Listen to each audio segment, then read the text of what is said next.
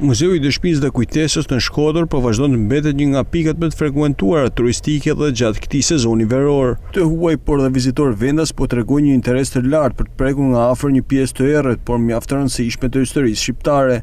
Vetë historia që mbart kjo kudin si një ish vendi i vuajtjes dhe hetusisë gjatë regjimit komunist e bën këtë muze unik në gjithë vendin tonë. Sezoni turistik në vendin e Dëshmisë dhe të Kujtesës është një ecuri mjaft të mirë për arsye se ne kemi pasur pra këtë periudhë vizitor që vinë qoftë nga vende dhe rajone të ndryshme, jo vetëm të Europës, por të botës, por gjithashtu kemi pasur edhe turizëm të brendshëm, pra të vizitorëve të ndryshëm shqiptar, të cilët kalojnë për një periudhë pushimin në qytetin e Shkodrës dhe vendosin që gjithashtu të bëjnë një vizitë edhe në muzeumin tonë.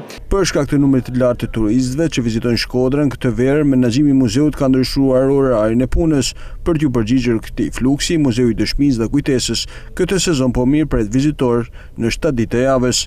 Ndryshe nga vitet e tjera, ky vit muzeumin ton e gjen të hapur në 7 ditët e javës, nga të hëna deri të premten ne kemi një orar të zgjatur nga ora 9:30 deri në orën 7. Në fundjavë kemi një orar më të reduktuar, të shtunën nga ora 9:30 deri në orën 12:30, ndërkohë që të dielen nga ora 12 deri në orën 3.